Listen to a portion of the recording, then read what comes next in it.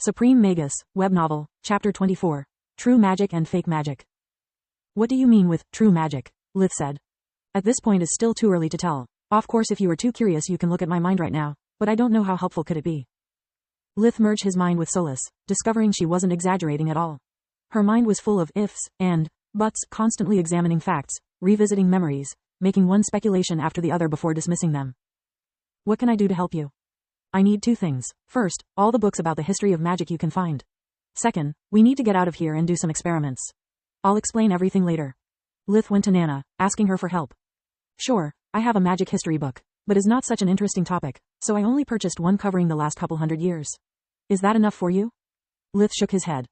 Can you please contact Count Lark and ask him if I can borrow some more from him? You sure are an oddball. First you begged me to teach you magic. I never begged. It's you who offered to teach me and I accepted. Nana pretended to not have heard anything and continued. And now that you get an opportunity to practice real magic, you want to bury yourself in history books? After pondering about what you told me and what Magus Lakra wrote, I understood that I need to understand the past to comprehend the present and plan for the future.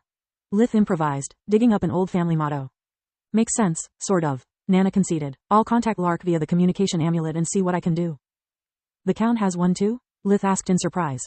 It's not some sort of secret or anything. Nobles, merchants, soldiers, no matter your background, as long as you can afford the price, you can get yourself one. Lith thanked Nana before returning to the study room. The book was very detailed, recording both historical turning points and lore. Lith didn't know what they were looking for exactly, so he read carefully, skimming only the parts about conflicts between countries or magic associations. Instead he focused on studying the life of influential mages, archmages and magi. After spending a few hours researching the past, he had already found a recurring pattern in the rise of the magi. Some were recognized as geniuses at an early age. But most of them had started being considered mediocre at best, never achieving noteworthy results until at some point their talent simply skyrocketed. It usually happened between the 30 and the 40 years of age, well past their supposed prime, when the magical community had pretty much forgot about them. Of course, the author had no idea of what happened to cause such a turnaround, so he just presented the theories most popular at the time. Too bad that those paragraphs resembled more a work of fiction than history reports. According to some rumors, Magus Alista had married in secret the god of magic, while others claimed that she had found a mystical amulet from a lost civilization that was able to grant her unlimited mana. The same had allegedly happened to Magus Morganaia and Fregic, an obscure start, followed by a sudden rise in power and glory, with no plausible explanation outside fairy tales and divine encounters. Could this be what Solus was looking for? Maybe what changed them wasn't some insane stroke of luck, but the discovery of the true magic Solus mentioned before. Lith was about to close the book, having ran out of magi, when Solus stopped him. Turn the page, please. Lith had no idea why, but did as instructed. By quickly reading through the page, he noticed it was about some disorders in a faraway place, during which several low-ranked mages had died. Solus had him flipping every page until the book ended. It was already lunchtime, so Lith started walking back home. Did you find anything important? Yes, I think so. I just need us to perform some experiments to put my theory to test. If I am right, once you experience the difference between fake and true magic, you'll be able to understand my reasoning. I hope that once you do, you can help me fill the holes I am unable to explain. Lith's mind and heart were in turmoil. The road seemed to stretch endlessly in front of him. Even when he sat around the table together with his family, he was unable to hide his unpleasant feelings. Damn it all this **p. First my real origin, then spirit magic, fusion magic and now this? How many secrets do I have to keep to protect myself from this world, to protect my family from me? Couldn't I just find a magical hammer or something, granting me godlike powers? Or maybe just be handpicked by an ancient magician, to become the champion of order just by speaking one frigging word? Why does everything have to be so complicated? I really love my family, except for Tryon, but I can't be honest with them. At this rate, I will never have friends, a lover, anything. I will be forced to spend my life alone with my secrets. No, not alone. Solus's voice resounded in his mind, full of kindness and affection. The tower core around Lith's neck pulsed, releasing gentle waves of mana that enveloped his body like a warm embrace. Lith's mood lightened a bit, allowing him to have a pleasant meal and conversation with his family, telling each other the respective day's work. After doing the dishes, he was finally able to leave home and go to the Tron Woods.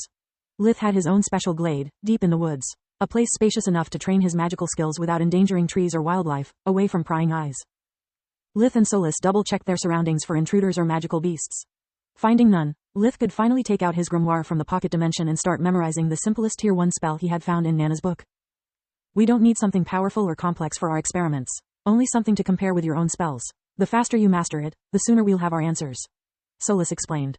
The spell was Piercing Ice, a watered-down version of the Ice Spears spell that Lith used against huge opponents like the Rai or the Boars. Its magic word was Joruna Lita, with accents on the U for Joruna and the I for Lita.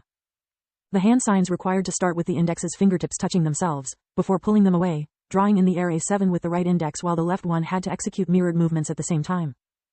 After that, the left hand had to stop, while the right index had to rotate, drawing a full circle before pointing at the target. The expected result was conjuring and shooting a giant ice shard against an enemy. Holy sh*T. And this is a simple one. So much effort for so little return.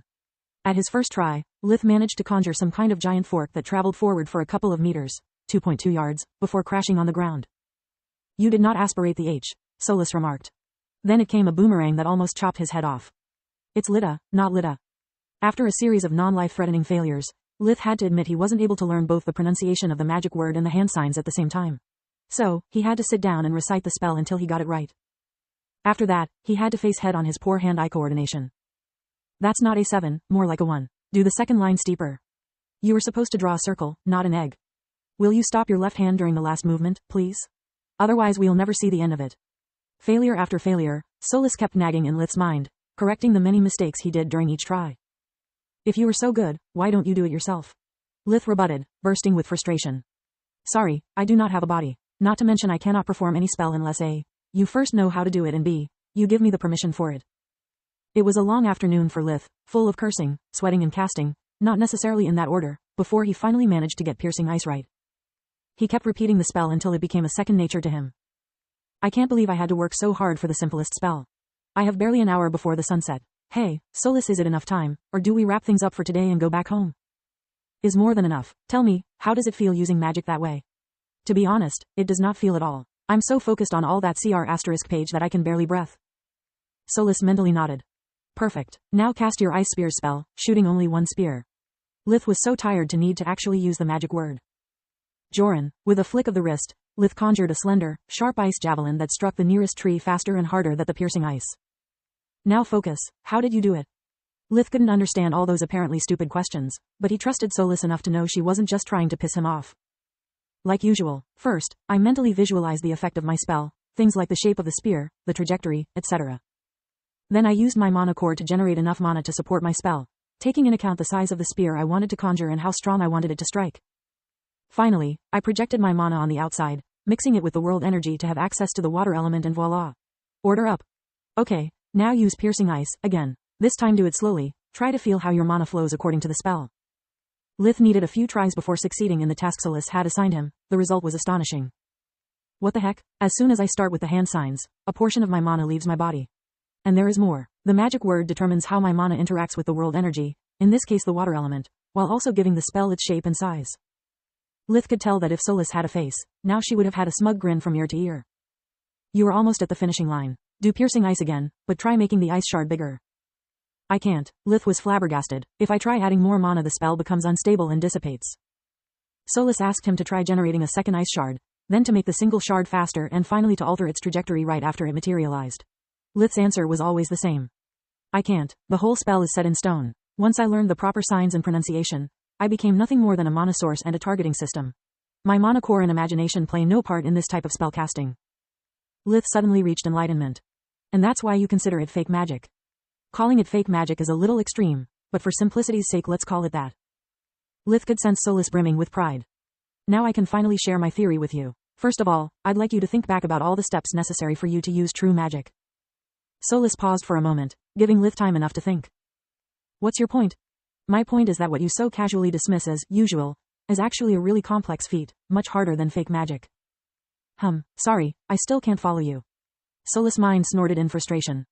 True magic isn't as simple as you make it out to be. It requires to be aware of your own mana core and to be able to generate the right amount of mana for each and any spell. Too much mana and it would backfire on you, too little and it would not succeed. It also requires to be able to project your mana outwards, reaching out to the world energy by yourself. I doubt even Nana would be able to do that. Lith found that last part hard to believe. When you put it that way, sure, is not an easy feat. But is what everyone does with chore magic. What's the difference between true and chore magic? Why no one else uses it?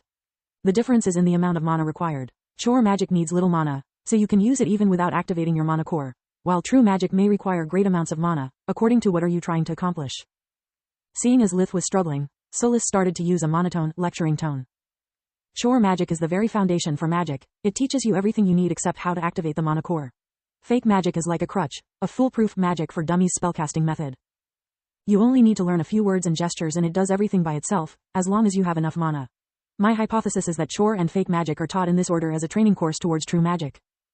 But only few, like the Magi, understand that fake magic is not about finger movements and spelling words, is about perceiving the mana flow and learning how to control it. Your breathing exercises are a crutch as well, but a good one, since they helped you accessing the mana core, making you aware of the mana flow. Fake magic, instead, is a bad one, since it makes its users too reliant on its power. Most fake magic users are so obsessed by details like hand signs and pronunciation, that live their whole lives without noticing what lies beyond. Fake mages, especially those with great talent, become so complacent being able to do what no one else can, that they never stop for a moment to ask themselves why. It's kind of ironic. Lith was astonished. Everything made perfect sense. But if you had all this figured out, why didn't you tell me? What are those holes in your theory you mentioned earlier? Solus was embarrassed, but replied nonetheless. Because I can't answer some key points of my own theory. If I am right, why is fake magic the only one available for everyone? Why true mages kill whoever tries spreading it to the whole world? Say what? Solus merged their minds, showing to Lith all the things she had noticed reading the history book. How so many theorists and rising mages had all died in accidents or mysterious circumstances, often right after announcing to the magical community a groundbreaking discovery. Others, instead, would be dismissed as frauds, before going mad and disappear. Lith could only laugh his heart out. Oh, my, Solus, you were so smart and yet so naive in the ways of mankind. The answer is really simple. Do you know why back on Earth we had traffic jams? Because everyone could get a car. Would you really let any madman, any naive fool gets his hands on this kind of power? Fake magic is a mean to control the masses, it's not the final test like you think. After one discovers true magic, the final test is proving to be smart enough to silently join the club and reap the benefits. And if you don't like the club rules, the only way out is death.